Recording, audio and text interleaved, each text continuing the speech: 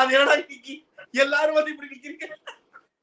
கடைசியா பூர்ணிமா பார்த்தா ஐயோ லிஸ்ட் பெருசா போகுது, நானே வரேன். ஆச்சினை 500 மற்றும் 700 ml ஸ்டெயின்லெஸ் ஸ்டீல் கரண்டி மற்றும் ஸ்பூன் இலவசம். ரியல் குட் பிலிம்ஸ் வழங்கும் G square Lokesh Kanagaraj presents Vijayakumar நடிக்கும் ஃபைட் கிளப் டிசம்பர் 15 முதல். நான் வந்து உளுந்து உளுந்து உளுந்து உளுந்து சிரிச்சேன் இன்னைக்கு. ஐயோ என் உசுருக்குள்ள அதாவது நல்லா ரிகல்சல் டைமிங் விஷ்ணுல ஐயோ ஸ்ப்ரே எல்லாம் அடிச்சாச்சு அப்படின்னு எல்லாம் இருந்துட்டு சாங் போடுறதுக்கு போது மணி சுப்பிரமணி மணி அப்படின்னு பூர்ணிமாக்கு என்ன ரியாக்ட் பண்றதுன்னு தெரியல. இது நம்ம லிஸ்ட்லயே இல்லையே. நானு போய் கட்டி பிடிச்சு அந்த சாங் முடிச்சிச்சு. இன்னொன்னு அவன் முடிச்சுட்டு இறங்கணும்னு விஜய் சண்டாலியும் பாச அடுத்த அவன் வந்தானா விஷ்ணு நானே மறுபடியும் அவனும் போயிட்டான். கேளுமா அவனும் போயிட்டானா. போய் பூர்ணிமா மறுபடியும் விஷ்ணு திரும்ப இன்னும் இந்த வீட்டுல எத்தனை பேரா இருக்கீங்க, ஏண்டா மத்த நேரத்துல கிச்சன்ல சைக்கிள் ஓட்ட கூப்பிட்டா வர மாட்டேங்கிறீங்க, பிளேட் கழுவு கூப்பிட்டா வர மாட்டேங்கிறீங்க, அது ஏடா இன்னைக்கு எல்லாரும் வந்து இப்படி நிக்கிறீங்க.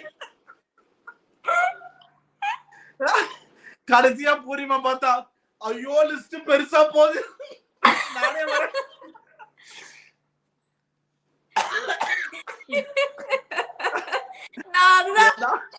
ஒரு சாங்குக்கு ஒருத்த ஆட சொன்னாங்க, ஒரு சாங் 7 பேரோட ஒவ்வொரு ஹிண்ட்ல ரிகல்சல் பண்ணிட்டு வரீங்க. இவன் ஒரு செகண்ட் யோசிப்பான், பூர்ணிமா இதுல ஏதாவது ஸ்ட்ராட்டஜி வச்சிருக்கியா? இல்ல நான் ஸ்டார்டிங் உங்ககிட்ட சொன்னேன், எனக்கு 3 பேர் ஆடும்போது ஐயோ இந்த ஃபேட் மேன் சார் இன்னைக்கு என்ன கண்டென்ட்ல வர ஐயோ பாத்துமா ஐயோ ஐயோ ஐயோ எனக்கு திடீர்னு விஜய் சண்டாலியோ பாஸ் ஆர்டர் பண்ணி நான் தானா ஃபர்ஸ்ட். அவன் எனக்கு முன்னாடி போய் ஸ்டேஜ்ல நின்னுட்டான். ரவி ரவி ரவினா கூப்பிட்டு கொண்டு ஆளை நீ புடிச்சு வை. அவன் என்ன எங்க வச்சு போறான். இல்ல ஆமா பெர்ஃபார்மன்ஸ் ஸ்டார்ட் ஆகும்போதே போய் விஷ்ணு போஸ்ட்ல நிக்கிறாரு. எனக்கு எப்படி தெரியுமா, மைக்கேல் மதன காமராஜ்ல அட வச்சாலும் வைக்காம போகாது அந்த டான்ஸ்ல குஷ்புக்கு கமல் மாறிக்கிட்டே இருக்கிற சீன் இருக்குல்ல, அது மாதிரி விஷ்ணுல விஷ்ணு ஒரு டர்ன்ல இல்ல டியோலாம் அடிச்சிருக்காண்டா, ஏதாவது பண்ணுங்கடா. அண்ணா இதெல்லாம் முடிச்சிட்டு மாயா ஒரு பெர்ஃபார்மன்ஸ் கொடுத்தாங்க, இந்தாங்க உன் டான்ஸ்க்கு ஜஸ்ட் 50 ரூபாய், இந்த 50 அதுவும் நான் ஆடும்போது கொடுத்துரு. நமக்கு ஒரு கேரக்டர் கொடுத்தோன்னே நமக்கு இப்படித்தான் ஒரு எதிர்பார்ப்பு இருக்குன்னா அது இந்த மாதிரியான வெர்டிகலான இண்டஸ்ட்ரியில வந்து இந்த மாதிரியான வெர்டிகல் இண்டஸ்ட்ரியில அந்த மாதிரி ஒரு எதிர்பார்ப்போட டிராவலே பண்ண முடியாது. நமக்கு கிடைச்ச ரோல்ல எப்படி பெர்ஃபார்ம் பண்றோன்றதுதான்.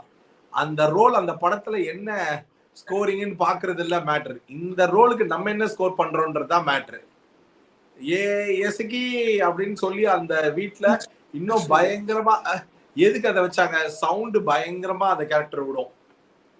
எல்லா இசுக்கு என்ன நினைச்ச அப்படின்னு ஒரு மாதிரி அதுக்கு ஒரு நல்ல ஸ்கோரிங்கான ஒரு கேரக்டர்.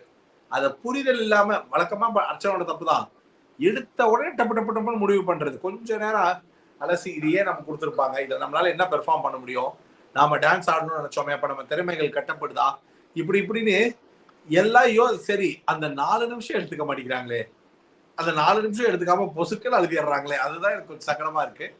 ஆனா இது செம்ம ரோல். அர்ச்சனாவை தவிர நீங்க சொன்ன மாதிரி வேற யாராலையும் பெர்ஃபார்ம் பண்ண முடியாது இந்த ரோலை. அதை ஒரு கெத்தா செய்யணும். அது ஒரு மாதிரி மோட்டிவேட் ஆனதுக்கு அப்புறம் ஒரு லெவல்ல பயங்கரமா தான் செய்யறாங்க அவங்க. நிறைய விஷயங்கள் இப்போ நேத்து கூட அந்த இந்த டாஸ்க்கு நிக்கும் போது அவங்க மற்றும் பூர்ணிமா அது கொஞ்சம் கவனிச்சிருக்கலாம்.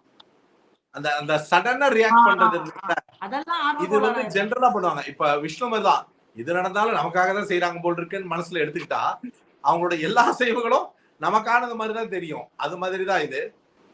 ஓ அப்போ நாம நினைச்ச அந்த ஒரு பர்சனுக்கு ஃபேவரட்டா நம்ம வந்து கேஷ் கொடுக்க ஆரம்பிச்சிடலான்னு கடைசியில எல்லாருமா சேர்ந்து அபத்தமா ஒரு வேலை பார்த்தாங்க. ஓ நீ அங்க 2000 இங்க 4000, அங்க 4000 இங்க 8000 அப்படின்ற மாதிரி வரிசையா எல்லாரும் காசை இஷ்டத்துக்கு எடுத்து கொடுக்க ஆரம்பிச்சது. இந்த கேஷ் வந்து ஒரு நல்ல ஸ்ட்ராட்டஜி. அதை வந்து ரொம்ப ப்ராப்பரா எல்லாரோட டான்ஸை வேல்யூவேட் பண்ணி மனசார கொடுக்கறதுக்கான ஒரு ஸ்கோரிங் பாயிண்ட். அதை வந்து இவங்க நான் கூட நினைச்சேன் விஜய்க்கும் அர்ச்சனாக்கும் ஒரு ஆப்ஷன் இருக்கு, அவங்க இந்த வேலையை பண்ணுவாங்கன்னு நான் நினைச்சேன்.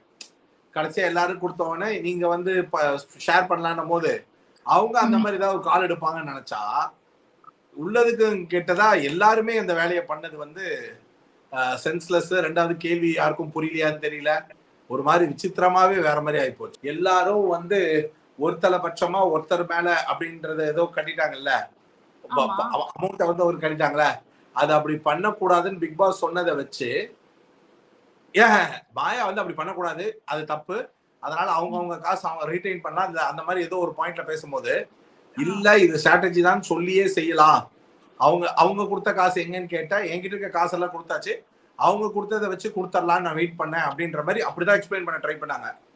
According to me Poornima is trying to justify இது ஒரு ஸ்ட்ராட்டஜி தான், இந்த கேம் ஆடலாம். ஏன்னா அவங்க தான் ஸ்டார்ட் பண்ணாங்க. எல்லாரும் அந்த மணி ரவினா ஒரு பாயிண்ட்ல இருந்து தான் எல்லாரும் இது பண்ணலான்ற அந்த ஒரு ஆங்கிளுக்கே போறாங்க. பட் அது கடைசியில அவருக்கு கூப்பிட்டு கழுவி காரி துப்பி அசிங்கப்பத்தி அனுப்பிச்சு விட்டார்.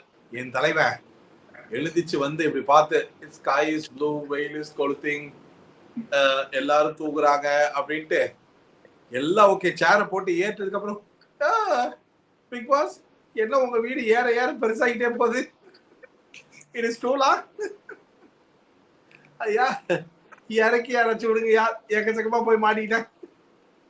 இந்த வீக்கெண்ட் வரைக்கும் பார்த்துட்டு அதுக்கப்புறம் கமல் சார் ரொம்ப கன்வின்ஸ் பண்ணி இல்லை ஷோ எப்படியாவது கன்வின்ஸ் பண்ணி அவர் அப்படி போறது தான் புத்தாலித்தனமே தவிர இப்படி பண்றது வந்து ஆக்சுவலா அந்த ஷோலயே சொன்ன மாதிரி இவங்க மரியாதையும் கெடுத்து அவங்க மரியாதையும் கெடுத்துக்கிட்ட கதையா அந்த தரமும் போய் ஷோவுடைய வேல்யூவும் போய் இதுக்காக இதை பண்ணணும் இந்த மாதிரின்ற மாதிரி பண்ணிட்டாரு.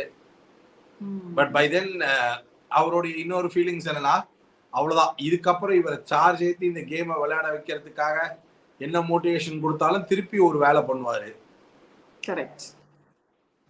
யாராச்சும் அங்க இருக்கிறவங்க அட்லீஸ்ட் இவ்வளவு நாள் இருந்துட்ட இன்னும் ஒரு 2 வாரம் தம் கட்டலன்னா அட்லீஸ்ட் பொட்டி வருவீங்க, ஏதாவது ஒரு பணத்தையாவது எடுத்துட்டு போகலான்னு சொல்லி யாராச்சும் அந்த மாதிரி மோட்டிவேட் பண்ணி தள்ளிட்டு போயிருக்கலாம். அந்த மாதிரி எதுவும் பண்ணாம போறது வந்து ஏன்னா அல்டிமேட்டா நீ இருக்கிறதுக்கான ஒரு நீட். சரிப்பா அப்படி இருந்து நீ என்ன விளையாட போறேன்னா ஒருவேளை மக்கள் அலோவ் பண்ணி நீ ஒருவேளை டிராவல் பண்ற மாதிரியான ஆங்கிள் வந்தா உனக்கு இது ஒரு பெனிஃபிட் தானே, 5 லட்சம் இல்ல 10 லட்சம் வந்தா அது உனக்கு இந்த நேரத்துக்கு அது ஒரு பெரிய காசு தானே அப்படின்னு சொல்றதுக்கு அவர் அந்த ஸ்கோப் கொடுக்கவே மாட்டேங்கிறார். Man of the match Vishnu and Poornima வேற லெவல். விஷ்ணு போன வாரம் பூரா கமல் சார் செஞ்சாரு, இன்னைக்கு கண்டஸ்டன்ஸ் எல்லாரும் வேற வேற மாதிரி விஷ்ணுவோடைய எதிர்பார்ப்புல மண்ணலி கோட்டிட்டு இருக்காங்க. நாளைக்கு ப்ரோமோல நம்ம எல்லாரையும் தட்டி எழுப்பி அடுத்த 2 நாளுக்காக நம்மள உஷார் பண்ணி பயங்கரமா உற்சாகப்படுத்தி கொண்டு வருவாங்க. சோ நம்ம நினைக்கிறதெல்லாம் அனன்யா கோல் அப்படியே இருக்கட்டும், அதுவே நடக்கட்டும். தும் ததா. ஆச்சினை 500 மற்றும் 700 ml ஸ்டெயின்லெஸ் ஸ்டீல் கரண்டி மற்றும் ஸ்பூன் இலவசம். ரீல் குட் பிலிம்ஸ் வழங்கும் G Square Lokesh Kanagaraj presents Vijayakumar நடிக்கும் ஃபைட் கிளப் டிசம்பர் 15 முதல்.